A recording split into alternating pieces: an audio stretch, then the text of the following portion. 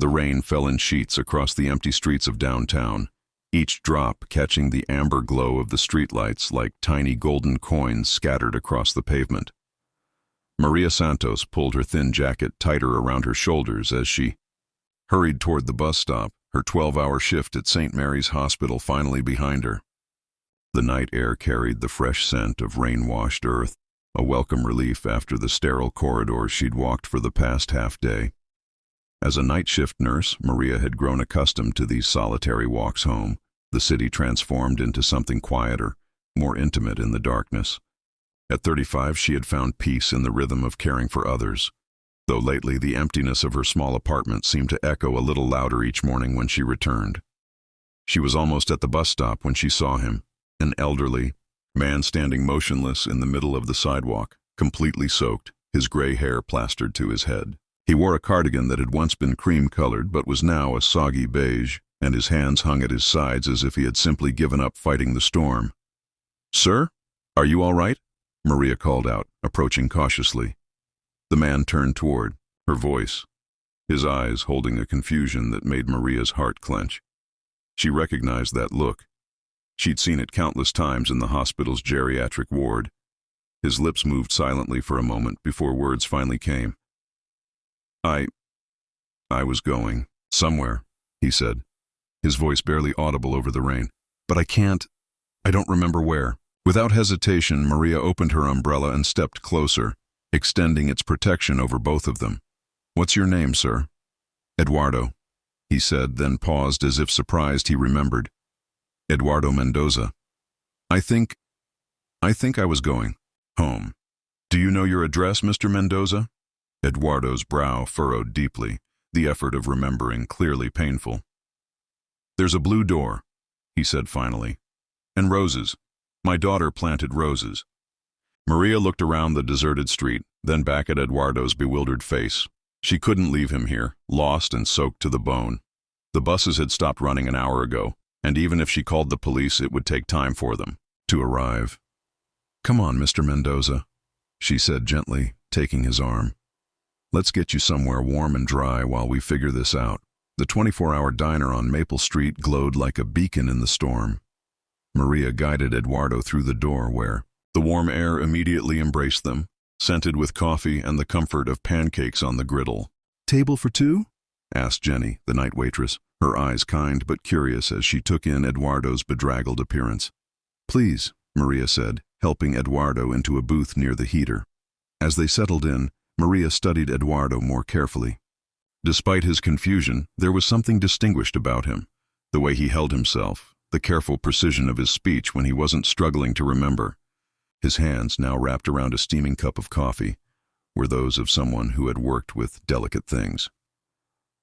"Mr. Mendoza, do you remember anything else about your home? Family members, perhaps?" Eduardo's face brightened slightly. "Anna," he said with sudden clarity. "My granddaughter, Anna. She has the most beautiful voice, just like her grandmother." His expression clouded again. "But I don't know. I can't remember her number." Maria pulled out her phone. "What's Anna's last name? We can try to find her." "Mendoza," Eduardo said, then added with a flash of pride, "Dr. Ana Mendoza. She's very accomplished, my Ana." A quick search revealed in Dr. Ana Mendoza, who was a music producer in the city. Maria dialed the number, hoping she was right. The phone rang 3 times before a worried voice answered. "Hello? Is this Ana Mendoza?" "Yes, who is this? Do you know where my grandfather is?" "I've been looking everywhere." "Your grandfather is safe," Maria said quickly. "He's with me at the Maple Street diner. He got caught in the rain and seemed a bit disoriented. The relief in Anna's voice was palpable. "Oh, thank God. I'll be right there. Please don't let him leave." 20 minutes later, a young woman with dark hair and Eduardo's same intelligent eyes rushed through the diner door. She was still in pajamas under a hastily thrown-on coat, her face streaked with tears of relief. "Abuelo!" she cried, sliding into the booth next to Eduardo and embracing him tightly. "Ana, mi nieta," Eduardo said, his confusion lifting like fog in sunshine. "I was trying to come home." "I know, Abuelo, I know." Anna looked across the table at Maria, her eyes shining with gratitude. I don't know how to thank you. He's been doing this more often lately, getting confused, wandering off. The doctors say it's early-stage Alzheimer's. Maria's heart went out to both of them. She'd seen how this disease could tear families apart, the slow goodbye that stretched over years. I'm Maria Santos. I'm a nurse at St. Mary's. I just couldn't leave him out there in the rain. Maria, Anna repeated, as if committing the name to memory. You're an angel. 2 weeks later, Maria was surprised to find Anna sitting in the hospital lobby during her break. I hope you don't mind me coming by, Anna said, standing up nervously. I wanted to thank you properly and to ask, well, Abuelo hasn't stopped talking about you. He keeps asking when the nice lady who sings is coming to visit. I sing? Maria laughed. I don't remember singing. At the diner you were humming while we waited. He said you have a gift. Anna paused, studying Maria's face. Would you consider visiting him sometime? He doesn't have many friends left, and since my grandmother died last year, he's been so lonely. Maria found herself nodding before she'd fully considered it. There was something about Eduardo that had stayed with her, a gentleness that reminded her of her own grandfather. I'd like that, she said simply. That Saturday, Maria found herself standing in front of a small house with a blue door and a garden full of roses, just as Eduardo had described. Anna welcomed her with a warm smile and led her to the living room, where Eduardo sat in a leather armchair surrounded by books and sheet music. Maria, he exclaimed, his face lighting up with genuine joy. You came to visit an old man. It's good to see you again, Mr. Mendoza. Please call me Eduardo. He gestured to the piano in the corner of the room. Do you play? A little, Maria admitted. My mother taught me when I was young. Play something for us, Anna encouraged, settling onto the couch with a cup of tea. Maria approached the piano hesitantly, her fingers finding the keys of a simple melody she'd learned as a child. As she played, she began to hum, then softly sing the Portuguese lullaby her mother had sung to her countless nights. When she finished, both Eduardo and Anna were staring at her with wonder. Where did you learn that? Eduardo asked softly. My mother composed it, Maria said, surprised by the emotion in her own voice. She used to say music was the language of the heart, that it could heal things words couldn't touch. Eduardo nodded slowly. Your mother was very wise. Over the following months, Saturday afternoons at Eduardo's house became a sacred ritual for Maria. She would arrive with groceries or flowers, and they would spend hours talking, playing music, or simply sitting in comfortable silence while Eduardo dozed in his chair. Anna was often there too, and Maria learned that she worked for a small but prestigious record label, producing albums for classical and contemporary artists. Despite her professional success, Anna carried the weight of caring for Eduardo largely alone, her parents having died in a car accident when she was in college. Music runs in our family, Anna explained one afternoon while they prepared lunch together. Abuelo was the principal conductor of the City Symphony Orchestra for 30 years before he became a music professor. He taught some of the most renowned musicians in the country. Maria glanced into the living room where Eduardo was organizing his sheet music for the third time that day, a habit that seemed to comfort him when his memory felt unreliable. He must have been incredible. He still is, Anna said firmly. The music is still there, even when other things get fuzzy. It was true. On his clearer days, Eduardo would tell Maria stories about the great orchestras he'd conducted, the soloists he'd worked with, the magic of bringing dozens of musicians together into something greater than the sum of their parts. And always he would ask Maria to sing. Your voice, he would say, shaking his head in amazement. It reminds me of something I've been searching for my whole career. There's a purity to it, an honesty that can't be taught. Maria would laugh and deflect the compliment, but privately, those Saturday afternoons had awakened something in her she thought had died with her mother. She found herself humming at work, composing little melodies in her head during quiet moments on the ward. One particularly memorable afternoon, Eduardo was having what Anna called a music day, one of those times when his professional instincts kicked in despite his confusion about daily details. He sat at the piano and began playing a complex classical piece from memory, his fingers moving with the muscle memory of decades. "Sing with me, Maria," he called out, modulating into a key that suited her voice perfectly. Without thinking, Maria began to improvise a melody over his accompaniment, words flowing from some deep place she rarely accessed. She sang about rain and kindness, about finding light in unexpected places, about the way love could bloom between strangers who became family. When they finished, Anna was standing in the doorway with tears streaming down her face. "What's wrong?" Maria asked, concerned. "Nothing's wrong," Anna whispered. That was beautiful. I've never heard anything like it." As autumn turned to winter, Eduardo's condition became more unpredictable. Some days he was sharp as ever, regaling Maria with stories from his conducting days. Other days, he would look at her with polite confusion, unsure who she was, but somehow comforted by her presence. On one of his difficult days, Maria sat beside his chair and began to sing softly. Not one of her mother's lullabies, but something new that had been forming in her heart over the months of their friendship. It was a song about remembering and forgetting, about how love persists even when memory fails. Eduardo's agitation gradually calmed, and by the end of the song he was humming along, his musician's ear picking up the melody, even when his mind couldn't grasp the words. "That's a beautiful song," he said softly. "Did you write it?" Yes, I suppose I did." "You should write it down," he said with sudden urgency. "Music like that shouldn't be lost." That night, Maria sat at her kitchen table with a notebook, trying to remember every note, every word of the improvised song. As she wrote, more melodies came to her, songs inspired by her patience, by Eduardo's stories, by the quiet moments of connection that made life meaningful. Meanwhile, Anna was having her own realization. As a producer, she had worked with countless talented musicians, but there was something about Maria's voice and the songs she created that haunted her. During her grandfather's clearer moments, she would ask him about Maria's music, and his responses were always the same.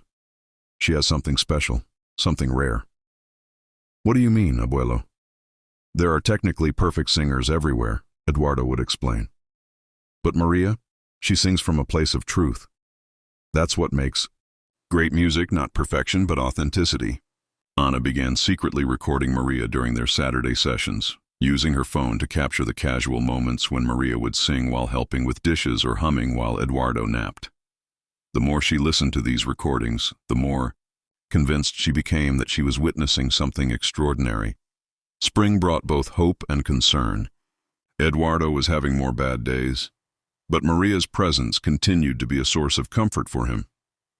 She had become part of the family in every way that mattered, and Anna couldn't imagine navigating her grandfather's illness without her steady, compassionate presence. One afternoon while Maria was at work, Anna made a decision that would change everything. She called her friend Marcus, who worked with the City Symphony Orchestra, the same orchestra her grandfather had once conducted. "I need a favor," she said.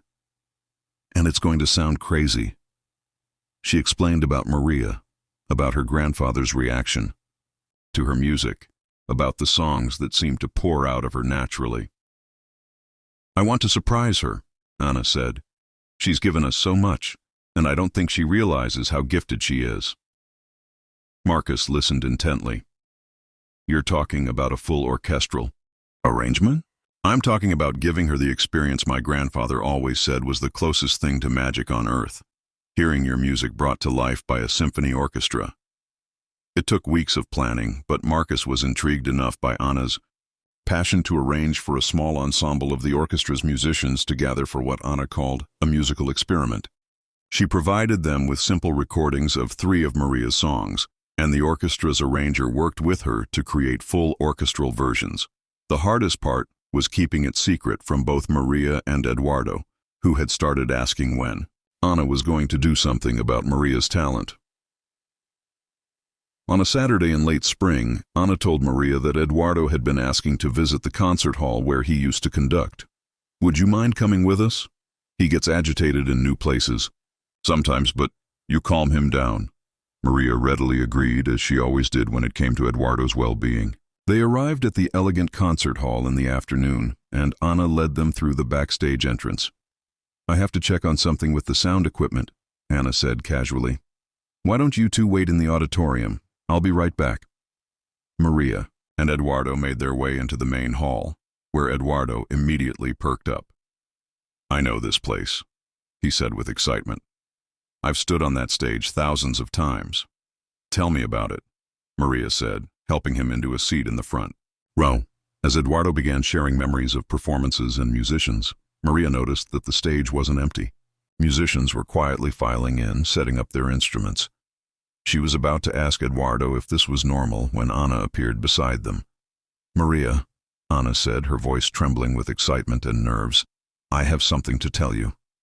Before Maria could respond, the house lights dimmed and a spotlight illuminated the conductor's podium. Marcus walked out, carrying a baton, and smiled down at them. "Ladies and gentlemen," Marcus announced to the small audience that Maria suddenly realized was there, Anna's friends, some of Eduardo's former colleagues, and a few hospital staff members Anna had somehow contacted. "We're here today for a very special performance." Eduardo Mendoza was the principal conductor of this orchestra for 3 decades, and today we're honored to present musical arrangements of songs composed by someone who has become very dear to his family, Maria Santos. Maria's mouth fell open. "Anna, what?" "Shh," Anna whispered, tears already streaming down her cheeks. "Just listen." The first notes of the orchestra filled the concert hall, and Maria recognized the melody immediately. It was her song about rain and kindness, the one she'd improvised that first day at Eduardo's piano. But now it was transformed, elevated, by strings and woodwinds and brass into something majestic and profound.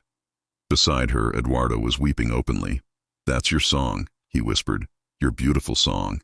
As the music swelled around them, Maria felt something break open inside her chest.